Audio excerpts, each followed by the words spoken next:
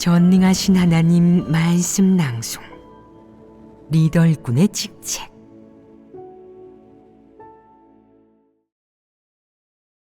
리더 일꾼의 직책 17.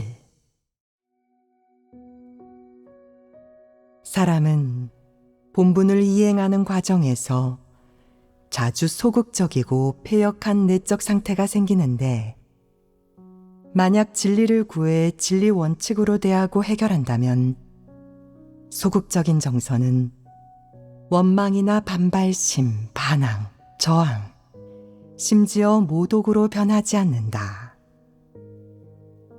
그러나 만약 사람이 자꾸 자신의 장꾀에 기대고 인위적인 절제, 인위적인 노력, 근면, 자기 극복 등의 행동 방식으로 대한다면 결국 언젠가 그런 인위적인 상상과 판단, 억측이 하나님에 대한 원망과 반항, 반발심, 저항, 심지어 모독으로 변할 것이다.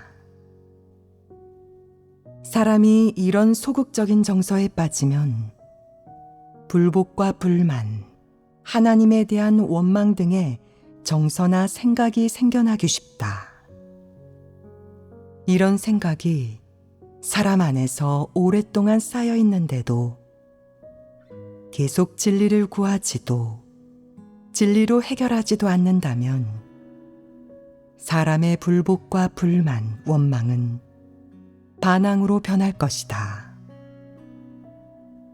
사람은 일부 반역행위로, 예를 들면 건성으로 본분을 이행하거나 일부러 교회 사역을 교란하고 망치는 등 부정적인 행위로 자신의 불복과 불만을 표현하여 반항하려는 목적을 이룰 것이다.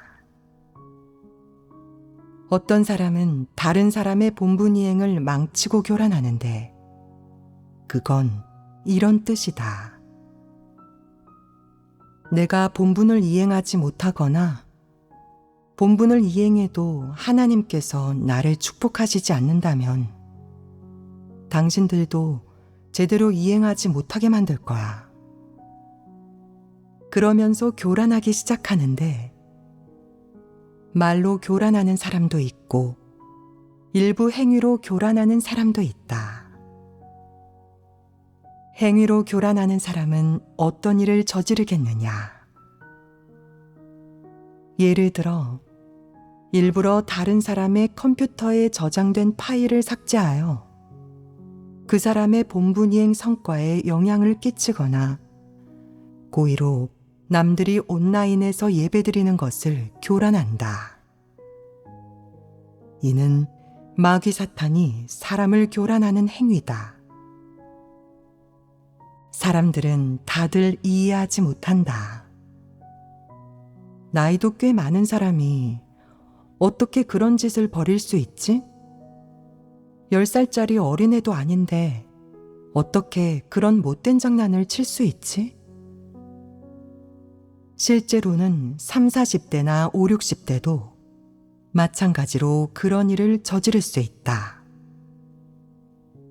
그런 각종 행위는 도무지 이해가 안 되는데 이는 양심과 이성이 있는 사람이 하는 행위가 아니라 마귀 사탄이 하는 행위이다. 그는 사람들이 영향을 받지 않아서 자신이 목적을 이루지 못한 걸 보면 사람들이 많을 때나 예배드릴 때 소극성을 퍼뜨리고 교란할 것이다. 그가 행위로 불만을 쏟아내기 시작하면 수습하기 어렵고 걷잡을 수 없게 되는데, 계속 그렇게 가다가는 사태와 성질이 갈수록 심각해질 뿐이다. 그는 행위로 교란할 뿐 아니라 여러 가지 수단과 방식을 사용하고 공격적이고 판단적인 말로 다른 사람의 본분 이행을 교란한다. 목적을 이루든 이루지 못하든 이어서 그는 마음속에서 하나님에게 반발하고 하나님의 말씀을 읽거나 찬송을 익히지도 않으며 하나님의 말씀이나 진리와 관련된 서적은 하나도 읽지 않는다. 그는 집에서 무엇을 하겠느냐? 소설을 읽고 드라마에 빠져 있고 요리 기술을 익히고 미용법을 배운다. 예배드릴 때도 그는 하나님 말씀에 대한 인식이나 자신의 폐괴 성품과 폐괴 표출을 어떻게 해결했는지는 교제하지 않는다.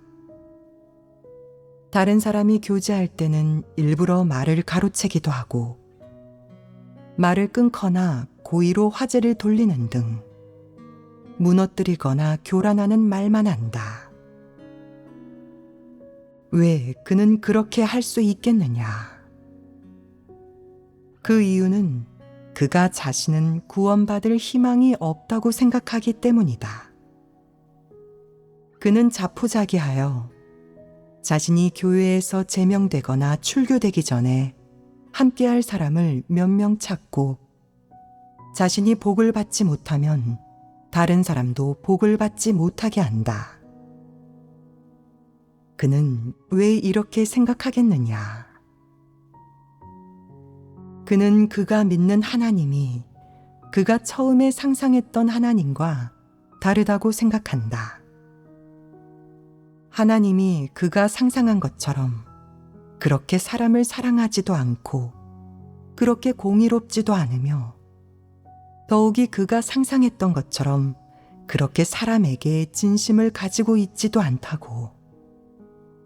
하나님이 다른 사람은 사랑하면서 자신은 사랑하지 않고 다른 사람은 구원하면서 자신은 구원하지 않는다고 생각한다. 그는 이제 희망이 보이지 않으니 자신은 구원받을 수 없다고 생각해 자포자기하는 것이다.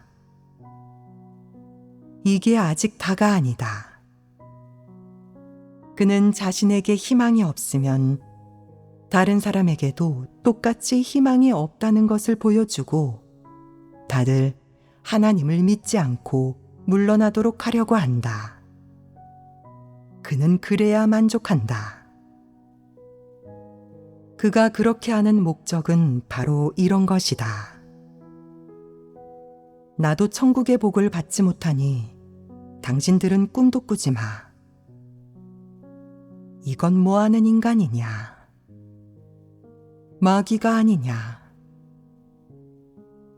마귀는 지옥에 떨어지더라도 다른 사람이 하나님을 믿어 천국에 들어가는 것을 허락하지 않는다. 그는 막다른 길로 걸어가려는 것이다. 양심이나 하나님을 두려워하는 마음이 조금이라도 있는 사람이라면 이렇게 해서는 안 된다. 만약 그가 정말로 큰 악을 행해 드러나고 자신에게 희망이 없다고 느끼더라도 그는 다른 사람이 그처럼 되지 않고 하나님을 잘 믿도록 도와줘야 한다. 그는 이렇게 말할 것이다. 저는 너무 연약하고 육적인 욕망도 큰데다가 세상에 미련도 가지고 있어요. 제가 이렇게 된 건 자업자득이에요. 이래도 싸다고요. 여러분은 제게 영향받지 말고 잘 믿으세요. 예배 때 제가 망을 볼게요. 만약 큰 붉은 용의 경찰들이 마을에 들어오면 여러분에게 소식을 알릴게요. 인성이 조금이라도 있는 사람이라면 최소한 이 정도는 해야 하고 다른 사람의 진리 추구를 교란해서는 안 된다. 그러나 인성이 없는 사람들은 뜻대로 되지 않는 일을 만나거나 형제자매가 자신을 무시하고 멀리하는 것을 보면 하나님이 자신을 드러내고 도태시켜서 구원받을 희망이 사라졌다고 생각한다. 그런 견해나 생각을 가지면 그는 자포자기하고 거리낌 없이 소극성을 퍼뜨려 교회 생활을 교란할 수 있다. 이는 어떤 사람이냐? 마귀가 아니냐? 마귀에 속하는 이런 부류를 대할 때 봐주어야겠느냐? 그럼 어떻게 처리해야겠느냐? 이렇게 말해야 한다. 예배에 와서 하나님의 말씀도 읽지 않고 진리도 받아들이지 않는데 당신은 뭐하러 온 거죠? 교란하러 왔나요? 당신은 자신이 구원받을 희망이 없다고 생각하는데 사실 우리도 자신이 구원받을 희망이 크다고 생각하지는 않아요. 하지만 우리는 노력하죠. 우리는 하나님께서 사람을 차별 대우하시지 않는다고, 하나님은 신실하시다고, 하나님께서 사람을 구원하시는 마음은 진실하다고, 하나님의 마음은 변하지 않을 거라고 믿어요. 우리는 신락 같은 희망이라도 있는 한 포기하지 않을 거예요. 당신처럼 늘 소극적으로 굴며 하나님을 오해하지 않는다고요. 우리를 교란할 생각은 하지 마요. 방해할 생각은 하지 말라고요. 당신이 자기 고집만 내세우며 계속 그렇게 생각하고 나쁜 마음을 먹고 우리를 교란하려 한다면 당신을 가만두지 않을 테니 우리를 원망하지 마요. 오늘부터 당신은 제명됐어요. 교회에는 당신이라는 사람은 없으니 썩 꺼지라고요. 이러면 문제가 처리된 것 아니냐. 아주 간단하다. 몇 마디 말로 글을 정리해 내보내니 얼마나 쉬운 일이냐. 왜 이렇게 처리하겠느냐. 이런 부류는 본성 본질이 변할 수 없고 진리를 받아들이지 않기 때문이다. 그는 자신은 구원받을 희망이 없다고 생각하며 하나님이 이렇게 말씀하지 않았고 형제자매들도 그렇게 말하지 않았는데도 그렇게 악을 행하고 교란한다. 만약 언젠가 정말로 그가 악을 행하고 교회 사역을 교란해 출교되거나 진리를 추구하지 않아서 하나님이 징계한다면 그는 어떻게 하겠느냐? 그는 하나님과 원수가 되고 복수하지 않겠느냐? 그럴 가능성이 크다. 이런 사람이 실제로 무슨 일을 저지르거나 어떤 큰 악을 행하기 전에 드러나는 건 좋은 일이다. 이는 하나님의 역사로 하나님이 그를 드러내는 것이다. 지금이 그를 정리해 내보내기에 딱 알맞다. 다른 사람이 해를 입기 전에 이렇게 처리하는 게 시기적절하고 아주 적합하다. 다들 분별력을 기르고 악인도 처리하니 그는 부강물 역할로 아주 제격이다. 소극성을 퍼뜨리는 사람이 보이는 각종 내적 상태와 모습은 기본적으로 이러하다. 지위, 명예, 이익에 대한 그들의 추구 욕망이 충족되지 않을 때, 하나님이 행한 것이 그들의 관념과 상상에 부합하지 않을 때, 그들의 이익에 영향을 미칠 때, 그들은 불복과 불만의 정서에 빠진다. 이런 불만과 불복의 정서가 생긴 후부터 그들의 마음속에는 이유와 핑계, 해명, 변명 등 원망의 생각이 생겨난다. 이때 그들은 하나님을 찬미하지 않고 하나님께 순종하지도 않으며 나아가 진리를 구해 자신을 인식하지도 않는다. 반면 자신의 관념과 상상, 사상관점 또는 사람의 혈기로 하나님께 대항한다. 어떻게 대항하겠느냐? 그들의 불복과 불만의 정서를 퍼뜨리는 것이다. 그런 식으로 하나님께 그들의 사상관점을 분명히 드러내며 하나님이 그들의 바람과 요구대로 일을 처리하게 함으로써 원하는 바를 충족시키려는 것이다. 그렇게 해야 그들의 정서가 진정될 수 있다. 특히 하나님이 수많은 진리를 선포해 사람을 심판하고 형벌하며 사람의 폐괴 성품을 정결케 하고 사람을 구원하여 사탄의 권세에서 벗어나게 하는데, 이런 진리는 얼마나 많은 사람의 복받고자 하는 단꿈을 깨버렸는지 모른다. 그들이 밤낮으로 고대한 들림받아 천국에 들어가는 꿈이 그렇게 깨진 것이다. 그들도 길을 쓰고 이 국면을 되돌리고자 하지만 어쩔 도리 없이 소극성과 원한을 품고 재난 속으로 떨어질 수밖에 없다. 그들은 하나님이 안배한 이 모든 것에 불복한다. 하나님이 행한 것이 그들의 관념과 이익에 부합하지 않고 그들의 생각에도 부합하지 않기 때문이다. 특히 교회에서 정리사역을 하여 많은 사람을 도태시켰을 때 그들은 하나님이 자신들을 구원하지 않는다고, 하나님이 자신들을 버렸다고, 자신들이 부당한 대우를 받고 있다고 생각한다.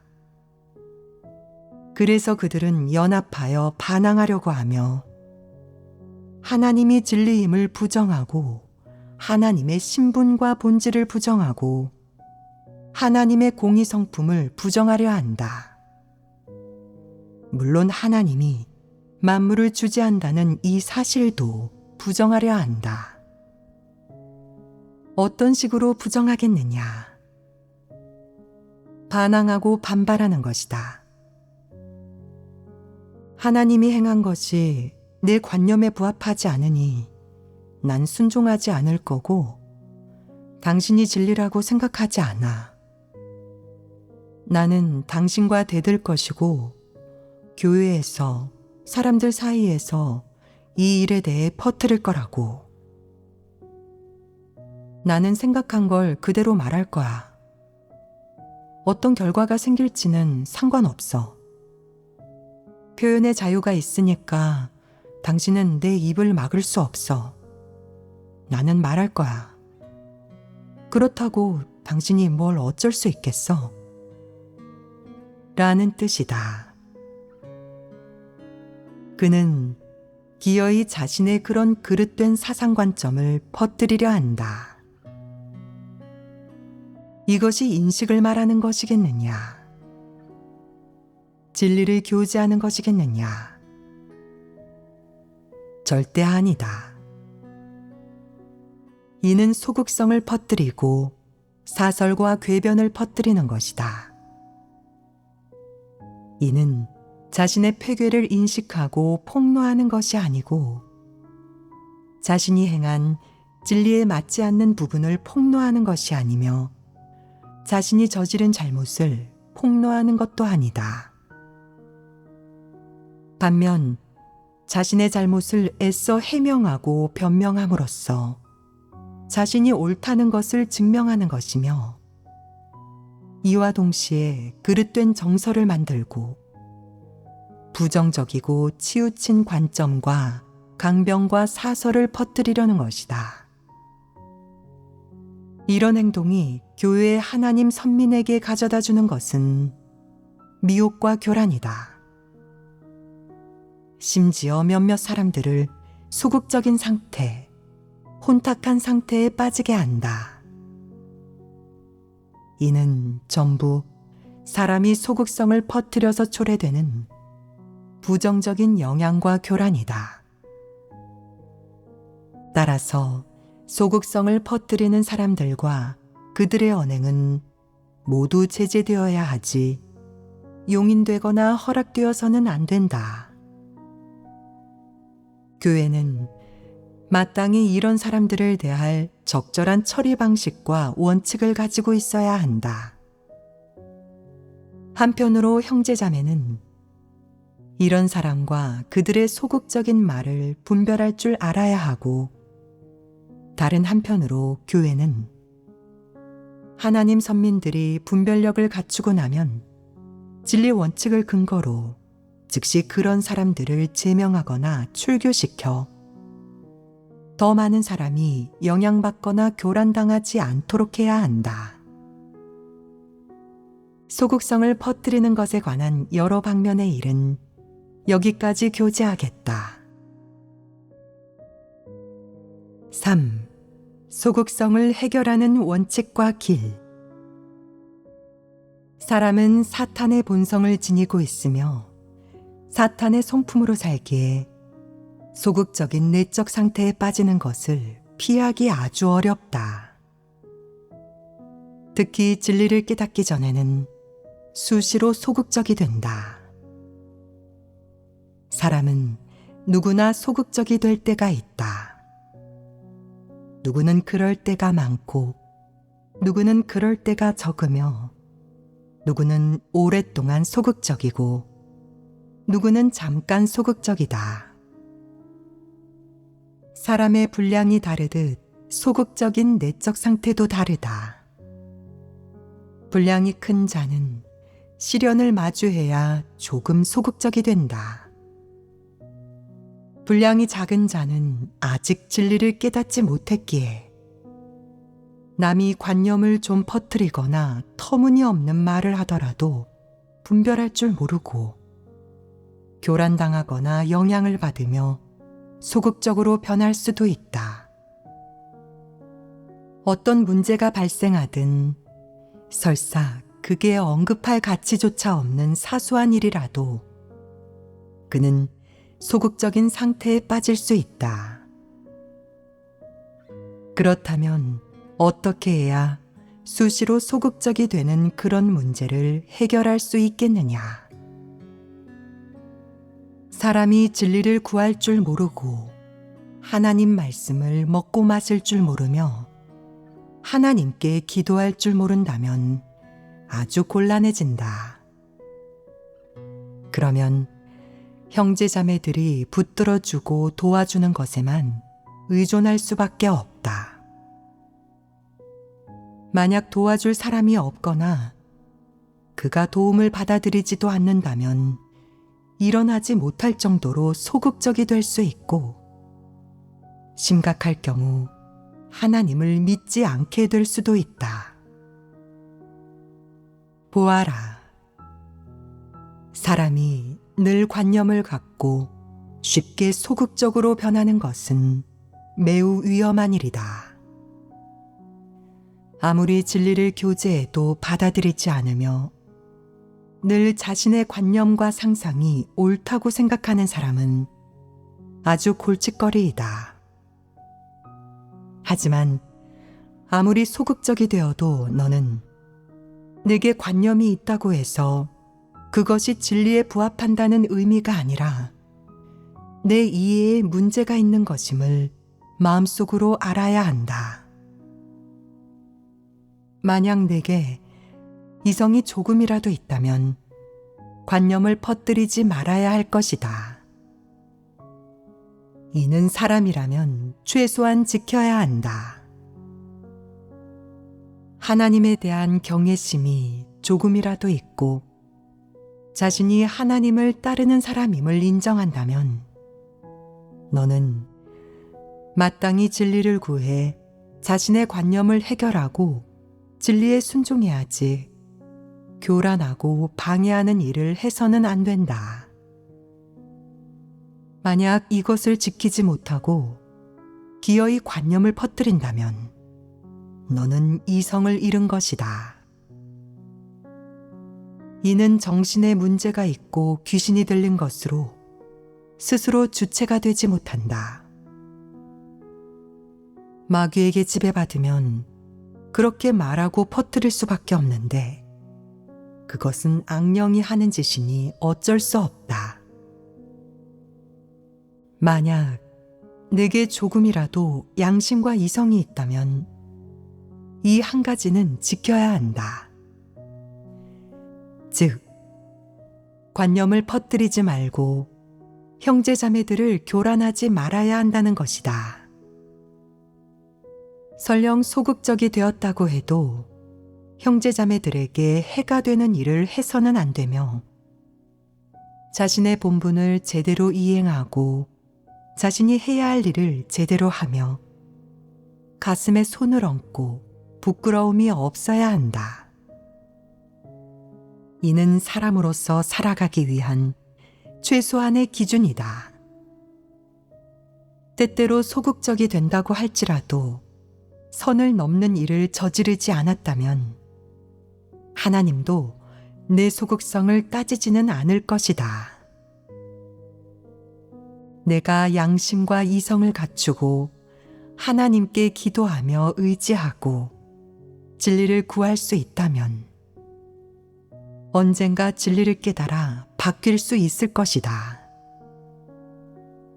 만약 내게 큰일이 닥친다면, 예를 들어 리더를 맡았는데 실질적인 사역을 하지 않아서 교체되고 도태된다면 너는 구원받을 희망이 사라졌다는 생각에 소극적으로 변할 것이다. 그것도 떨쳐 일어나지 못할 정도로 지나치게 소극적으로 변해서 마치 정죄되고 저주받은 것처럼 느끼고 하나님을 오해하고 원망할 것이다. 이런 상황에서는 어떻게 해야겠느냐?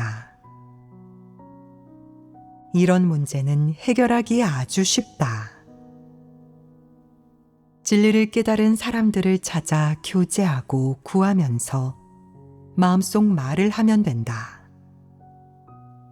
더 중요한 것은 하나님 앞에 나아와 이러한 소극성과 연약함, 그리고 이해가 안 되거나 이겨내지 못하는 것들을 하나하나 숨김없이 솔직하게 하나님께 기도하고 교제하는 것이다. 다른 사람에게 표현할 수 없는 입 밖에 내기 힘든 말들이 있다면 더더욱 하나님 앞으로 나아와 하나님께 기도해야 한다. 어떤 이들은 하나님께 말씀드리면 정죄받지 않습니까? 라고 하는데 내가 하나님을 대적하여 하나님께 정죄받을 만한 많은 일을 하지 않았느냐? 그런데 내가 속으로 이 한 가지 일을 신경 쓰겠느냐? 내가 말하지 않으면 하나님이 모른다고 생각하느냐? 하나님은 내가 어떻게 생각하는지 모두 알고 있다. 너는 하나님께 솔직하게 마음속 말을 하고 너의 문제와 내적 상태를 있는 그대로 얘기해야 한다. 너의 연약함과 폐역, 심지어 너의 원망마저 모두 하나님께 말해도 괜찮다. 그저 화풀이를 하려 해도 괜찮다. 하나님은 이를 정죄하지 않는다. 어째서 하나님은 정죄하지 않겠느냐? 하나님은 사람의 분량을 알고 있다. 내가 하나님께 말하지 않아도 하나님은 너의 분량을 알고 있다. 하나님께 말하는 것, 이는 한편으로 내가 하나님께 모든 것을 솔직하게 털어놓을 수 있는 기회이다. 또 한편으로 이는 하나님에 대한 순종을 보여주는 태도이기도 하다. 최소한 너의 마음이 하나님을 향해 닫혀 있지 않음을 하나님께 보여주는 것이다. 너는 단지 연약하여 이 일을 이겨낼 충분한 분량이 없을 뿐이다. 너는 반항하려는 뜻이 없으며 내 태도는 순종하려는 것이지만 내 분량이 너무 작아서 이 일을 감당할 수 없을 뿐이다. 내가 하나님께 완전히 마음을 열고 속마음을 털어놓을 때 내가 하는 말에 연약함과 원망도 있고 더구나 소극적이고 부정적인 것들이 많아도 한 가지 옳은 것이 있는데 그것은 바로 자신에게 폐괴 성품이 있다는 것을 인정하고 자신이 피조물임을 인정하고 하나님의 창조주 신분을 부인하지 않고 너와 하나님 사이에 피조물과 창조주 관계를 부인하지 않는다는 것이다. 내가 가장 이겨내기 힘들거나 너를 가장 연약하게 만드는 일을 하나님께 맡기고 마음속 모든 말을 하나님께 하는 것. 이는 너의 태도를 보여준다. 누군가는 말한다. 하나님께 기도를 한 번 드렸지만 제 소극적인 상태는 해결되지 않았어요. 여전히 이겨낼 수가 없다고요. 걱정할 것 없다. 진지하게 진리를 구하기만 한다면 어느 정도까지 깨닫든 하나님은 너를 점점 더 강하게 만들 것이고 너는 더 이상 처음처럼 그렇게 연약하지 않게 될 것이다. 너에게 아무리 연약함과 소극적인 것이 많더라도 아무리 원망과 부정적인 정서가 많더라도 모두 하나님께 말해라. 하나님을 너와 전혀 상관없는 존재처럼 대하지 마라. 어느 누구에게 숨기더라도 하나님께는 숨기지 마라. 하나님은 너의 유일한 버팀목이며 유일한 구원자이기 때문이다. 사람은 하나님 앞에 나아와야만 이러한 문제들을 해결할 수 있다. 사람에게 의지해서는 소용이 없는 것이다. 그렇기 때문에 연약하고 소극적일 때 하나님 앞에 나아와 하나님께 의지할 수 있는 사람이 가장 슬기로운 사람이다. 우매하고 완고한 사람만이 큰일이나 중요한 일이 닥칠수록 하나님께 마음의 소리를 토로해야 하는 상황일수록 더 하나님을 멀리하고 피하며 혼자 속으로 궁리한다. 이리저리 궁리하다 보면 결국 어떻게 되느냐? 이러한 소극성과 원망이 반항으로 바뀌고 반항은 또 반발심과 저항으로 바뀐다. 그런 사람은 하나님과 공존할 수 없게 되고 하나님과의 관계가 철저히 파괴된다. 그러나 이렇게 소극적이고 연약할 때도 여전히 하나님 앞에 나아와 진리를 구하고 하나님의 지배와 안배에 순종하기를 선택한다면, 진심으로 순종하는 태도를 보인다면 하나님은 내가 소극적이고 연약할 때도 진심으로 하나님께 순종하고자 하는 것을 보고는 너를 어떻게 인도하여 내가 소극적이고 연약한 상태에서 벗어나게 해줄지 알 것이다. 이런 체험을 하면 너는 하나님에 대한 진실한 믿음이 생길 것이고 어떤 어려움이 닥치든 하나님에게 구하고 하나님을 기다리기만 하면 너도 모르는 사이에 하나님이 활로를 안배해 준다는 사실을 느낄 것이다. 그리하여 너는 부지 중에 상황의 변화를 보게 되고 더 이상 연약하지 않고 강해질 것이며 하나님에 대한 믿음도 커질 것이다.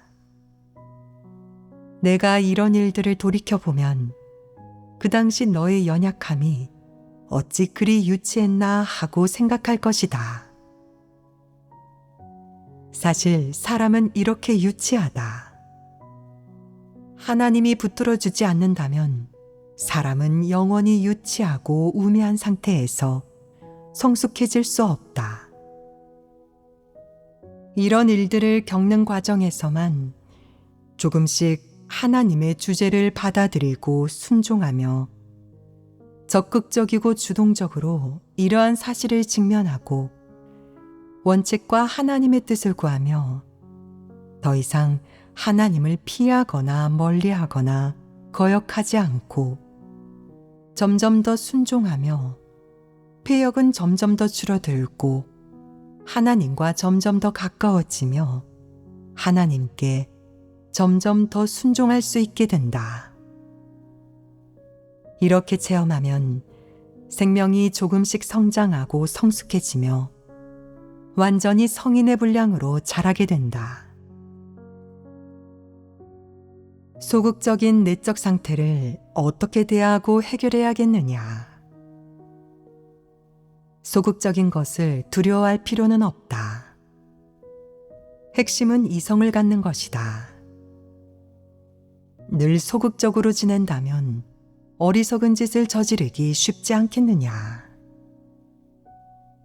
소극적이면 불평을 늘어놓거나 자포자기하며 언행이 조금도 이성적이지 않다. 이는 본분이행에 지장을 주지 않겠느냐.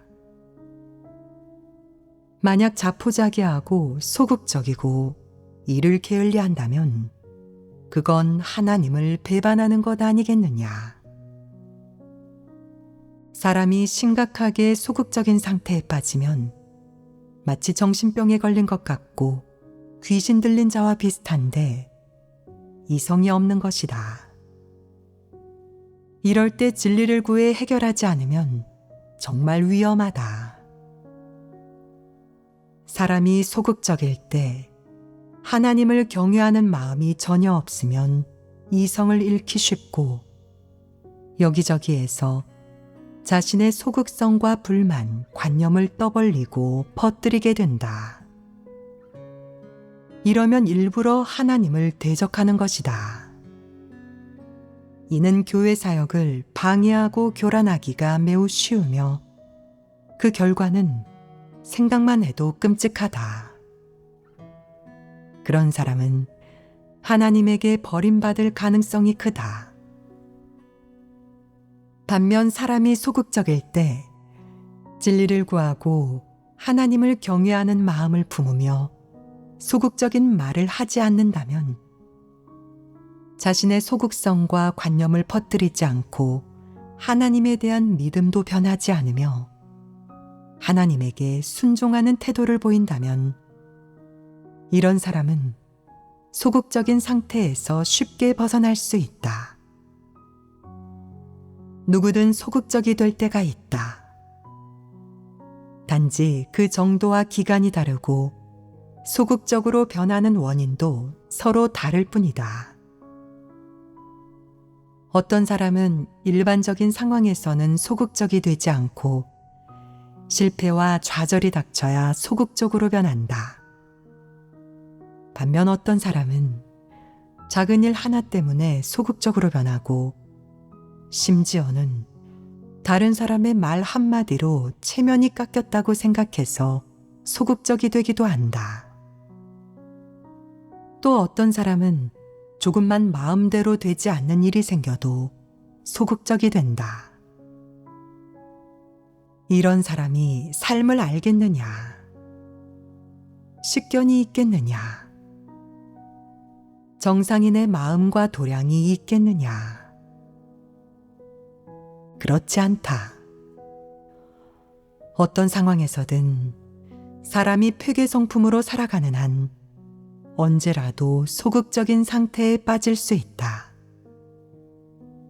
물론 진리를 깨닫고 이를 꿰뚫어 볼 수 있으면 소극적인 상태는 점점 줄어들 것이고 소극성도 분량이 자라남에 따라 점차 사라지다가 완전히 사라질 것이다. 그러나 진리를 사랑하지 않고 전혀 받아들이지 않는 사람에게는 소극적인 정서와 소극적인 상태, 그리고 소극적인 생각과 태도가 점점 늘어나 무겁게 짓누르고 일단 과부하가 걸리면 일어서지 못한다. 이렇게 되면 무척 위험하다. 그러므로 소극성을 제때 해결하는 것이 무척 중요하다. 소극성을 해결하려면 주동적으로 진리를 구해야 한다. 하나님 앞에서 마음을 평온히 하여 하나님의 말씀을 읽고 묵상하면 깨우침과 빛비춤을 얻게 되며 진리를 깨달아 소극성의 본질을 간파하게 되고 소극적이 되는 문제를 해결할 수 있다. 만약 자신의 관념과 이유를 고수하면서 내려놓지 못한다면 너는 더없이 어리석은 것이다. 너는 그 어리석음과 무지로 인해 죽음에 이를 것이다. 어찌됐든 소극성을 해결할 때는 수동적이어서는 안 되고 능동적이어야 한다. 소극적이 되어도 일단 신경 쓰지 않고 있다가 기분이 좋아지면 소극성이 자연히 기쁨으로 바뀐다고 생각하는 사람이 있는데 이는 사람의 환상이다. 사람이 진리를 구하지도 받아들이지도 않는 한 소극성은 저절로 사라지지 않는다. 설령 잊어버리고 아무 느낌이 없다고 할지라도 소극성이 근본적으로 해결된 것은 아니다. 적당한 환경이 닥치면 다시 소극적이 될 것이다. 이는 무척 흔한 일이다. 똑똑하고 이성적인 사람이라면 소극적이 되었을 때 얼른 진리를 구하고 진리를 받아들이는 방법으로 해결해야 한다. 이렇게 하면 소극적이 되는 문제를 근본적으로 해결할 수 있다. 수시로 소극적인 사람은 모두 진리를 받아들이지 않아서 그렇다. 내가 진리를 받아들이지 않는다면 소극성은 마귀처럼 너에게 달라붙어 떨어지지 않을 것이며 너를 계속 소극적이 되게 만들 것이고 하나님에 대한 불복과 불만, 원망의 정서를 품게 만들 것이다.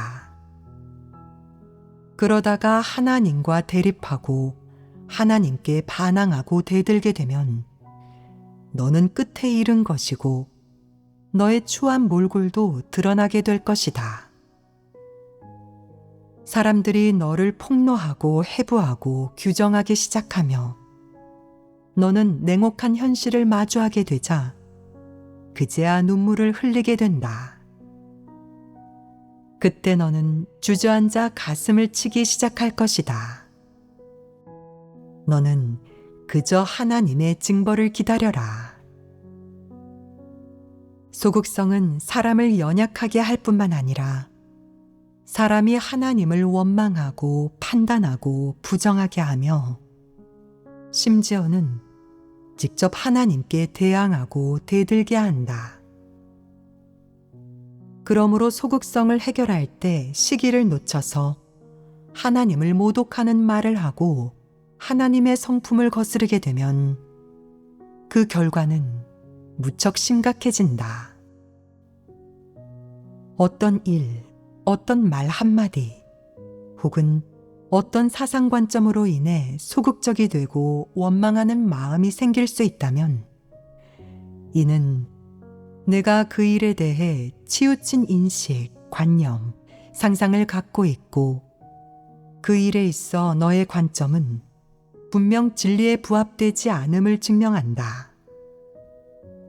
이때는 진리를 구하고 정확히 직시하여 최대한 일찍 그리고 최대한 빨리 그 잘못된 관념과 생각을 바로잡아 더 이상 자신이 그러한 관념에 사로잡히거나 오도되어 하나님께 불복하고 불만을 품고 하나님을 원망하는 내적 상태에 빠지지 않도록 노력해야 한다.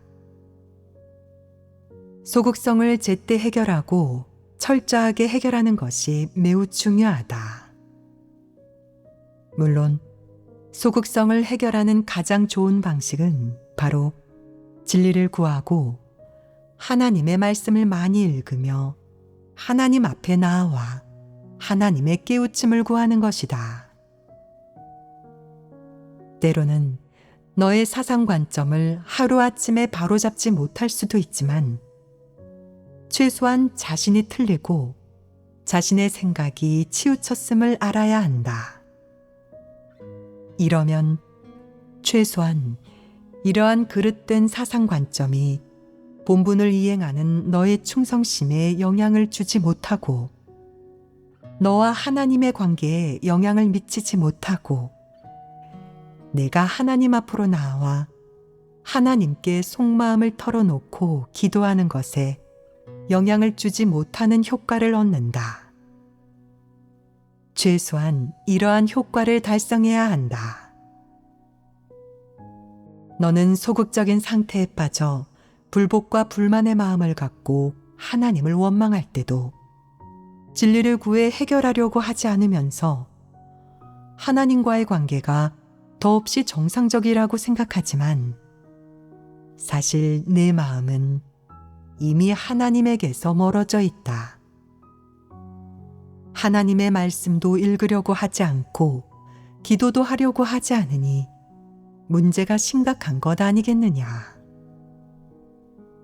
너는 제가 아무리 소극적이라고 해도 본분 이행에 지장을 주지 않았고 본분을 내팽개치지도 않았습니다. 저는 충성을 다했습니다. 라고 말하는데 이 말이 성립하느냐? 너는 수시로 소극적인데 그 안에는 퇴계성뿐만이 아니라 더 심각한 문제가 있다. 바로 하나님께 관념을 품고 하나님을 오해하며 너와 하나님 사이에 간격이 생겼다는 것이다. 진리를 구해 해결하지 않는다면 이는 무척 위험한 일이다. 사람이 수시로 소극적이면 건성으로 본분을 이행하지 않으면서 끝까지 충성할 거라고 어떻게 장담할 수 있겠느냐. 소극적으로 변하는 문제를 해결하지 않아도 그 소극성이 저절로 물러가고 사라지겠느냐. 제때 진리를 구해 해결하지 않는다면 소극성은 계속 커져서 점점 심각해질 것이다.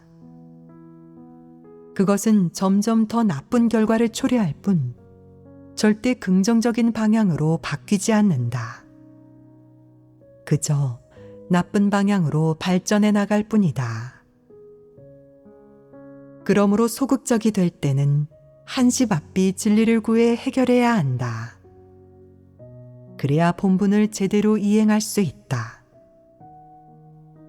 소극적으로 변하는 문제를 해결하는 것은 무척 중요한 일이니 지체해서는 안 된다.